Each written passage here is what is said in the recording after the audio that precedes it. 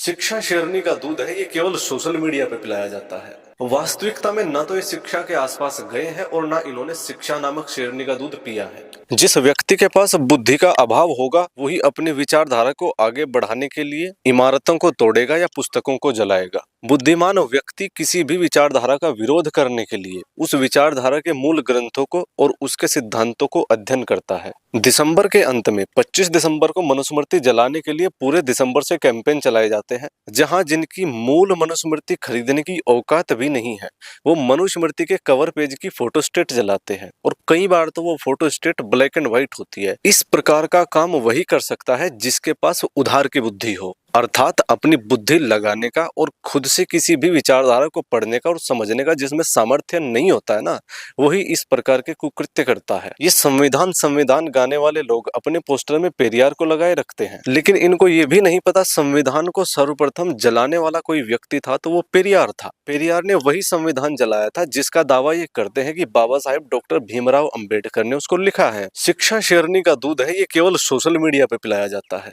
वास्तविकता में न तो ये शिक्षा के आसपास गए हैं और न इन्होंने शिक्षा नामक शेरनी का दूध पिया है। यदि तुम्हारे अंदर बौद्धिक सामर्थ्य है तो मनुस्मृति के श्लोकों का खंडन करो ना। और मनुस्मृति के श्लोकों से मेरा अर्थ है कि आपके पास मूल मनुस्मृति की पुस्तक होनी चाहिए। ये नहीं कि दूसरों को जिस प्रकार आप व्हाट्सएप यूनिवर्सिटी का ज्ञान देते हैं आप भी उन्हीं व्हाट्सएप फॉरवर्ड के सहारे बैठ जाएं। जब तक आप ये नहीं करोगे तो मैं लिख के दे रहा हूं, आप मनुवाद का विरोध कर ही नहीं पाएंगे। इस देश से आप मनुवाद को हटा ही नहीं पाएंगे। मेरे पास मनुस्मृति है, मैंने मनुस्मृति का अध्ययन किया है। जो व्यक्ति मनुस्मृति का निष्पक्ष होकर अध्ययन करेगा वो पाएगा कि मनुस्मृति किसी भी प्रकार से किसी भी वर्ग के विरुद्ध नहीं है, किसी भी समाज के विरुद्ध नहीं है और इस देश के विरुद्ध तो बिल्कुल भी नहीं है। मैं आपकी बुद्धि का स्तर उतना भी नहीं समझता कि मैं आपको मनुस्मृति के श्लोक यहाँ पे लगा के दिखाऊं। जिस मनुस्मृति में आप स्त्रियों के अपमान की बात करते हैं उसी में स्त्रियों के सम्मान की बात लिखी है। जिस मनुस्मृति में आप ये दावा करते हैं कि शूद्रों को सदा अपमानित किया गया, उसी मनुस्मृति में लिखा गया है कि राजा से भी पूर्व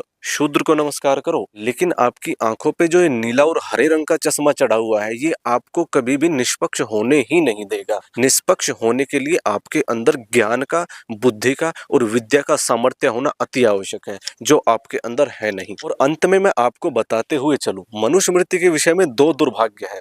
इसका जो विरोध करते हैं उन्होंने मनुस्मृति को कभी नहीं पढ़ा, वो केवल व्हाट्सएप फॉरवर्ड पे रिलाई करते हैं। और दूसरा ये जो लोग मनुस्मृति का समर्थन करते हैं, दुर्भाग्यवश उन्होंने भी मनुस्मृति को संभवतः पढ़ा नहीं है।